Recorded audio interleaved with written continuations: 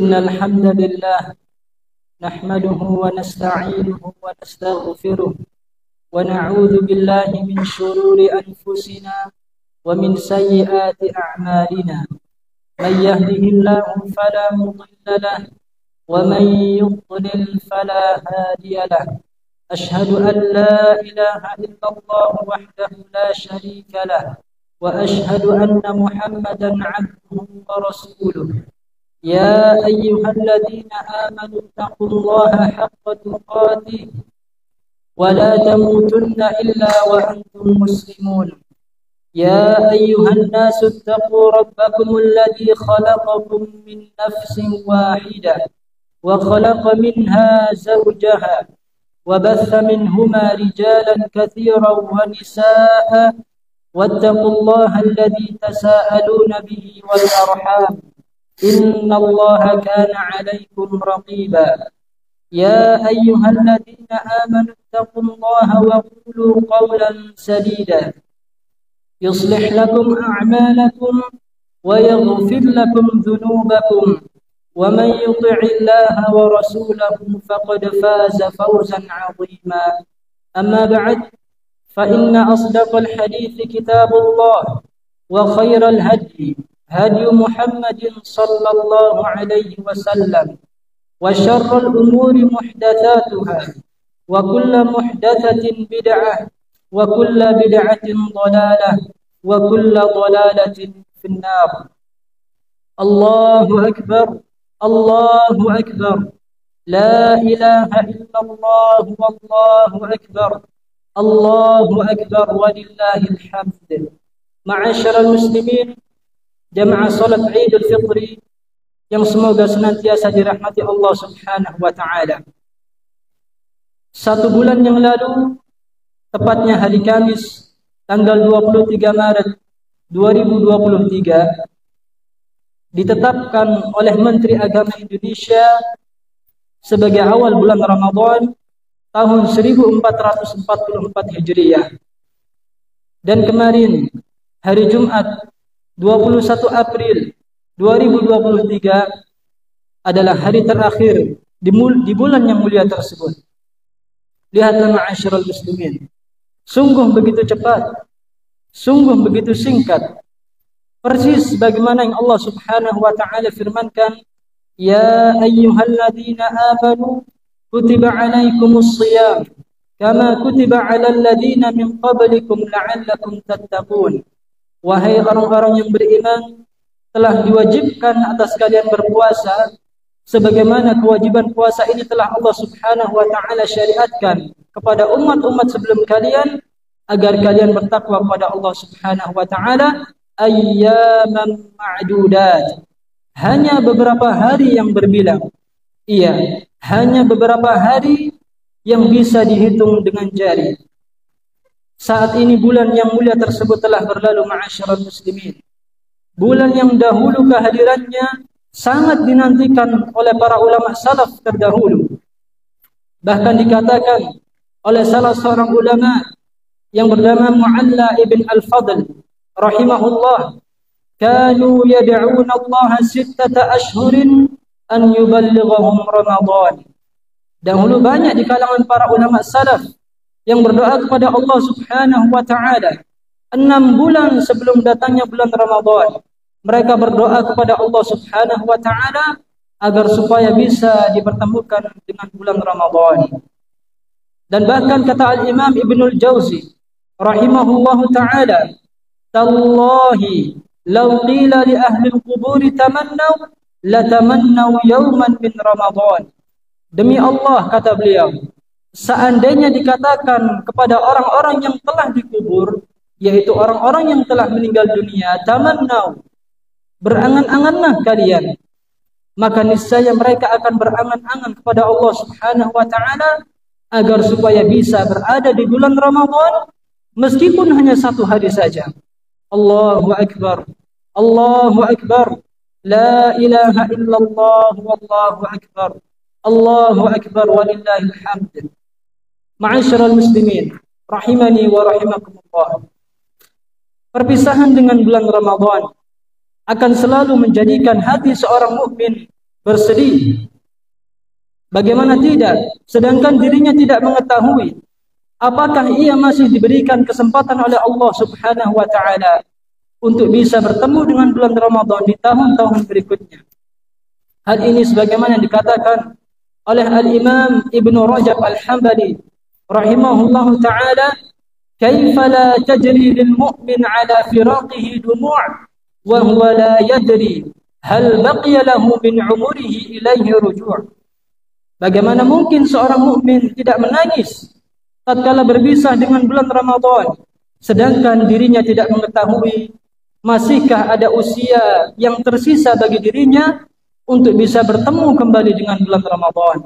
Allahumma a'id alaina Ramadan a'waman 'adidah wa nahnu fi iman wa sihhatin wa afiyah.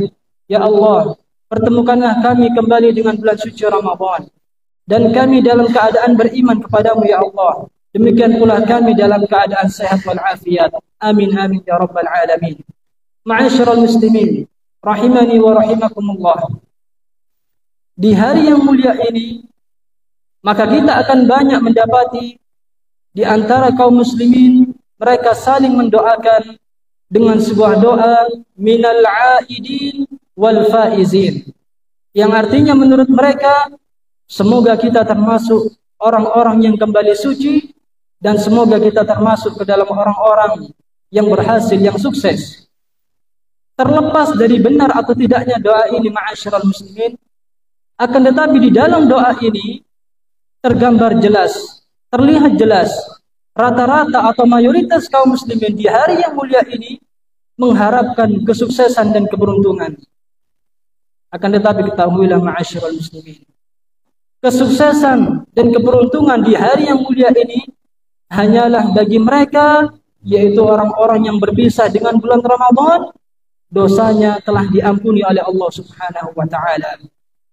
Mengapa demikian? Karena baginda Nabi sallallahu alaihi wasallam bersabda, "Raghima anfu 'abdin dakhala 'alaihi Ramadan, thumma salakha qabla an yughfara lahu." Sungguh merugi, sungguh celaka seorang hamba tatkala ia diberikan kesempatan oleh Allah Subhanahu wa taala bertemu dengan bulan Ramadan, sampai bulan Ramadan berlalu akan tetapi dosanya belum diampuni oleh Allah Subhanahu wa taala. Dari hadis ini dapat kita simpulkan, jika seseorang yang diberikan kesempatan oleh Allah bertemu dengan bulan Ramadan, kemudian ia melalui bulan Ramadan, akan tetapi dosanya belum diampuni oleh Allah Subhanahu wa taala adalah sebuah kerugian, maka mafhumul mukhalafah, pemahaman sebaliknya, orang yang berpisah dengan bulan Ramadan sedangkan dosanya telah diampuni oleh Allah Subhanahu wa taala, maka sungguh ia adalah orang-orang yang beruntung, orang-orang yang sukses. Apalagi pada bulan Ramadan, berbagai macam ibadah yang Allah Subhanahu wa taala syariatkan itu merupakan sarana penghapusan dosa bagi seorang hamba. Di antaranya Nabi sallallahu alaihi wasallam katakan, "Man shoma Ramadhana imanan wa ihtisaban, ghufira lahu ma taqaddama min dhanbi." Barang siapa yang berpuasa di bulan Ramadan atas dasar iman dan mengharapkan pahala dari Allah, niscaya dosanya yang telah lalu akan diampuni oleh Allah. Demikian pula Nabi mengatakan, "Man qama Ramadhana imanan wa ihtisaban, ghufira lahu ma taqaddama min dhanbi." Barang siapa yang melaksanakan salatul tarawih atas dasar iman dan mengharapkan pahala dari Allah, niscaya dosanya yang telah lalu akan diampuni oleh Allah Subhanahu wa taala. Man qama lailatal qadri imanan wa ihtisaban, ghufira lahu ma taqaddama min dhanbi. Barang siapa yang beribadah tepat di malam Lailatul Qadar, niscaya Allah Subhanahu wa taala akan menghapuskan dosanya yang telah lalu. Perhatikanlah jemaah sekalian, berbagai macam ibadah yang Allah syariatkan pada bulan Ramadan itu semua merupakan sarana penghapusan dosa seorang hamba. Maka sungguh celaka bagi seseorang yang bertemu dengan bulan Ramadan, kemudian berpisah dengan bulan Ramadan, akan tetapi dosanya belum diampuni oleh Allah Subhanahu wa taala. Jemaah sekalian yang dimuliakan Allah Subhanahu wa taala, kapankah seorang hamba bisa meraih ampunan Allah Subhanahu wa taala sedangkan di bulan yang penuh ampunan saja ia tidak bisa meraih ampunan Allah Subhanahu wa taala, wal iyadu billah. Bahkan kata salah seorang ulama tabi'in yang bernama Al-Imam Qatadah rahimahullah, beliau mengatakan, man lam yughfar fi Ramadan lan yughfar lahu fi ma siwah. Barang siapa yang belum diampuni dosanya oleh Allah Subhanahu wa taala tatkala ia diberikan kesempatan bertemu dengan bulan Ramadan, maka sulit bagi dirinya untuk meraih ampunan Allah Subhanahu wa taala di luar bulan Ramadan. Kemudian ma'asyiral muslimin rahimani wa rahimakumullah, kesuksesan dan kebahagiaan di hari yang penuh berkah ini adalah bagi mereka yang amal ibadahnya diterima oleh Allah Subhanahu wa taala. Adalah bagi mereka yang amal ibadahnya diterima oleh Allah Subhanahu wa taala. Oleh karenanya, dahulu tatkala matahari terbenam di hari terakhir pada bulan Ramadan, Ali bin Abi Thalib keluar dari rumah beliau, kemudian beliau mengatakan dengan suara lantang, "Ya laita syi'ri, man hadzal maqbulu fanuhannih, wa man hadzal mahrumu fanu'azzih." Aduhai, siapakah amalannya pada bulan Ramadan diterima oleh Allah Subhanahu wa taala, niscaya kami akan datangi dirinya dan kami akan mengucapkan selamat kepada dirinya. Dan barang siapa yang amalannya tidak diterima oleh Allah Subhanahu wa taala pada bulan Ramadan, kami pun akan mendatangi dirinya dan bertakziah, berbelasungkawa kepada dirinya. Oleh karenanya, di antara para ulama salaf terdahulu, tatkala tiba hari raya Idul Fitri, maka akan tampak raut wajah kesedihan di antara mereka. Tatkala dikatakan kepada mereka, innahu yaumu farahin wa surur, sesungguhnya hari raya Idul Fitri maupun Idul Adha adalah hari raya kaum muslimin yang sudah sepantasnya dimeriahkan atau dirayakan dengan penuh sukacita. Mengapa engkau bersedih? Maka beliau mengatakan, shadaqtum, iya, engkau benar. Walakinni abdun, akan tetapi aku adalah seorang hamba. Amaroni maulai, yang diperintahkan oleh Allah Subhanahu wa taala an a'mala lahu amalan, agar supaya aku beramal saleh, wala adri ayuqbaluhu minni amla, akan tetapi aku tidak mengetahui apakah amalanku diterima oleh Allah Subhanahu wa taala ataukah tidak. Oleh karenanya, ma'asyiral muslimin, di hari yang penuh berkah ini kita berkumpul semuanya di sini. Kita berharap kepada Allah Subhanahu wa taala, kita merendahkan diri di hadapan Allah Subhanahu wa taala. Kita memohon dengan penuh kehinaan agar supaya Allah Subhanahu wa taala menerima amal ibadah kita di bulan Ramadan. Lihatlah Nabi Ibrahim alaihi salam, Khalilullah, kekasih Allah Subhanahu wa taala. Tatkala beliau diperintahkan oleh Allah Subhanahu wa taala untuk membangun Ka'bah, setelah Ka'bah dibangun selesai, apa yang beliau ucapkan? Allah abadikan kisah beliau dalam surat Al-Baqarah, di mana Allah Subhanahu wa taala berfirman, wa idh yarfa'u Ibrahimul qawa'ida minal baiti wa Ismail. Tatkala Ibrahim dan putranya Ismail alaihi wassalam selesai membangun Ka'bah, setelah itu Nabi Ibrahim berdoa kepada Allah Subhanahu wa taala, Rabbana taqabbal minna innaka antas sami'ul alim. Wahai Rabb kami, terimalah amal ibadah kami, sesungguhnya Engkau adalah Zat yang Maha mendengar lagi mengetahui. Salah seorang ulama yang bernama Wuhayb ibn al-Ward rahimahullah, tatkala membaca ayat yang mulia ini, beliau tak kuasa menahan tangis. Setelah itu beliau mengatakan, lihatlah, Ibrahim alaihi salam adalah Khalilullah, kekasih Allah Subhanahu wa taala, dan putranya adalah seorang Nabi Ismail alaihi salam. Diperintahkan oleh Allah Subhanahu wa taala dengan amalan yang sangat mulia membangun Ka'bah di tempat yang mulia Makkahul Mukarramah. Bersamaan dengan itu Nabi Ibrahim alaihi salam masih berharap kepada Allah Subhanahu wa taala agar supaya Allah Subhanahu wa taala menerima amal ibadah beliau. Maka kita pun demikian mencontoh Nabi Ibrahim alaihi salam. Kita memohon pada Allah Subhanahu wa taala agar supaya Allah Subhanahu wa taala menerima amal ibadah kita di bulan Ramadan. Kemudian berikutnya, ma'asyiral muslimin rahimani wa rahimakumullah, kebahagiaan dan kesuksesan di hari yang mulia ini adalah bagi mereka yang berpisah dengan bulan Ramadan Akan tetapi semangat ibadah mereka sebagaimana yang mereka kerjakan di bulan Ramadan tidaklah pudar dengan berlalunya bulan Ramadan. Mengapa demikian? Karena tidaklah kita diperintahkan oleh Allah Subhanahu wa taala, tidaklah kita diciptakan oleh Allah Subhanahu wa taala di atas muka bumi ini melainkan agar supaya kita beribadah kepada Allah Subhanahu wa taala tanpa dibatasi dengan waktu atau bulan tertentu. Dan bahkan seseorang yang membatasi dirinya beribadah kepada Allah Subhanahu wa taala pada waktu atau bulan tertentu saja, dikatakan oleh salah seorang ulama bahwasannya hal tersebut adalah seburuk-buruknya kaum. Dikatakan bahwasannya man la ya'rifu haqqallahi illa fi Ramadan fa innahu bi'sal qaum. Barang siapa yang tidak mengenali hak Allah Subhanahu wa taala kecuali hanya sebatas di bulan Ramadan, mereka sesungguhnya adalah seburuk-buruknya kaum. Bi'sal qaum la ya'rifuna Allah illa fi Ramadan. Seburuk-buruk kaum adalah mereka yang tidak mengenal Allah Subhanahu wa taala kecuali hanya pada bulan Ramadan saja. Wal iyadu billah. Al-Imam Hasan Al-Basri rahimahullahu taala, beliau mengatakan, ayyuhan nas, wahai sekalian manusia, innallaha subhanahu, sesungguhnya Allah Subhanahu wa taala lam yaj'al li a'malikum ajalan dunal maut. Sesungguhnya Allah Subhanahu wa taala tidak menjadikan batasan bagi kalian untuk beramal soleh kecuali apabila telah datang kepada dari kalian, yaitu al-maut, yaitu kematian. Kemudian beliau membawakan firman Allah Subhanahu wa taala, wa'bud rabbaka hatta ya'tiyakal yaqin, dan sembahlah Allah Subhanahu wa taala sampai datang kepada kalian, yaitu al-yaqin, yaitu kematian.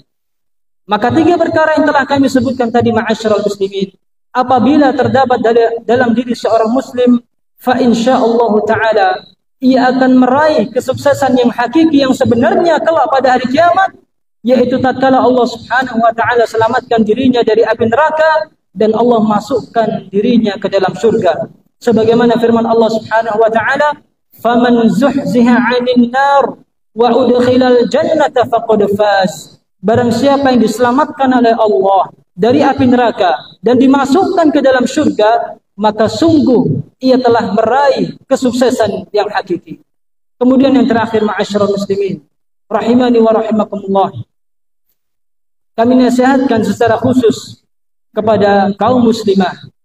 Hal ini sebagaimana dahulu Nabi kita yang mulia sallallahu alaihi wasallam memberikan nasihat secara khusus kepada para sahabiat di dalam khutbah Id beliau, baik itu Idul Fitri ataupun Idul Adha.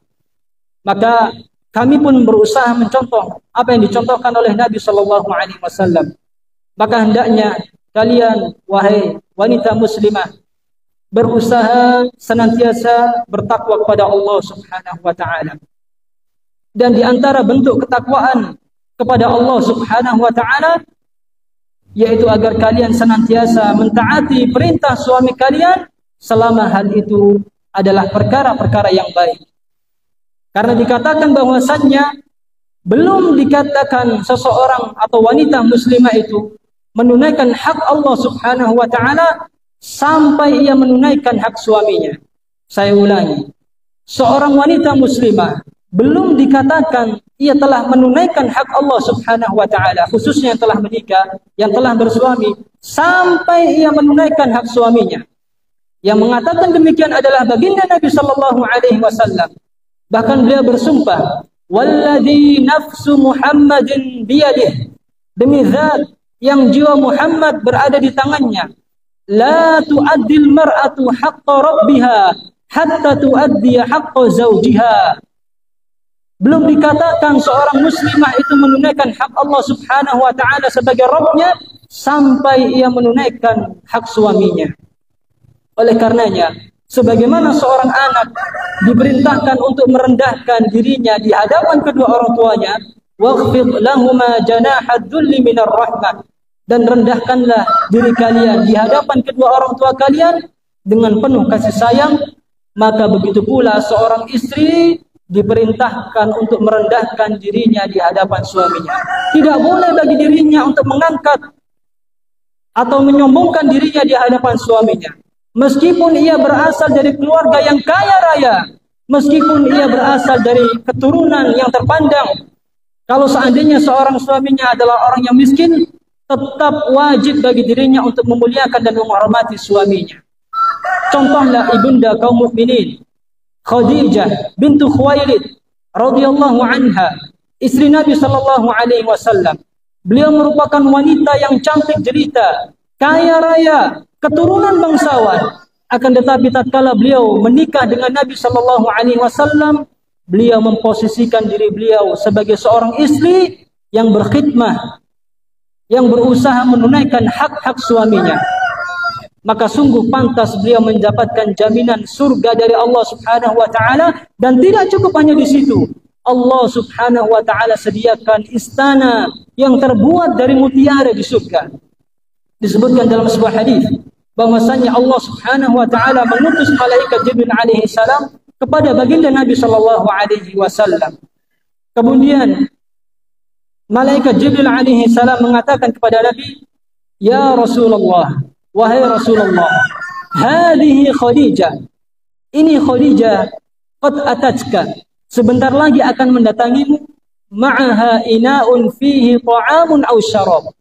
Sebentar lagi ia akan datang kepadamu membawa makanan dan minuman. Fa idza hiya atatka, apabila Khadijah telah sampai kepada dirimu, kata malaikat Jibril, faqra 'alaiha salama min rabbiha wa minni. Maka ucapkanlah salam dari Allah Subhanahu wa taala dan dari diriku malaikat Jibril." Allahu akbar. Salam dari Allah Subhanahu wa taala dan salam dari malaikat Jibril alaihi salam. Fabashshirha, dan berilah kabar gembira bagi Khadijah, karena Allah Subhanahu wa taala telah menyediakan baitan min qasab, yaitu sebuah rumah istana di surga yang terbuat dari mutiara, la sakhaba fiha wala nasab, yang di dalam istana tersebut tidak ada teriakan dan tiada keletihan. Al-Imam Ibnu Hajar Al-Asqalani tatkala menjelaskan hadis yang mulia ini, beliau mengatakan makna dari tidak ada teriakan di dalamnya dan tidak ada keletihan di dalamnya, karena dahulu Khadijah selama menjadi istri Nabi sallallahu alaihi wasallam, beliau tidak pernah mengangkat suaranya di hadapan Nabi sallallahu alaihi wasallam, dan beliau pun telah melelahkan dirinya untuk mengabdi kepada Nabi sallallahu alaihi wasallam. Maka sungguh pantas Allah Subhanahu wa taala menjamin bagi dirinya surga dan menyediakan bagi Khadijah yaitu istana di surga. Semoga khutbah yang kami sampaikan ini bermanfaat, dan akhirnya marilah kita berdoa kepada Allah Subhanahu wa taala. Semoga Allah Subhanahu wa taala mengampuni dosa kita, dan semoga Allah Subhanahu wa taala mempertemukan diri kita kembali dengan bulan Ramadan. Allahumma shalli ala Muhammad wa ala ali Muhammad kama shallaita ala ali Ibrahim innaka Hamidum Majid, wa barik ala Muhammad wa ala ali Muhammad kama barakta ala ali Ibrahim innaka Hamidum Majid. Allahumma ighfir lil mu'minina wal mu'minat wal muslimina wal muslimat al ahya'i minhum wal amwat innaka sami'un qaribun mujibud da'wat. Rabbana zalamna anfusana wa in lam taghfir lana wa tarhamna lanakunanna minal khasirin. Rabbana ighfir lana wa liwalidina wa lil mu'minina yawma yaqumul hisab. Rabbana taqabbal minna innaka antas sami'ul 'alim wa tub 'alaina innaka antat tawwabur rahim. Rabbana atina fid dunya hasanah wa fil akhirati hasanah wa qina 'adzaban nar. وصلى الله وبارك على محمد وعلى آله وسلم وآخر دعوانا أن الحمد لله رب العالمين.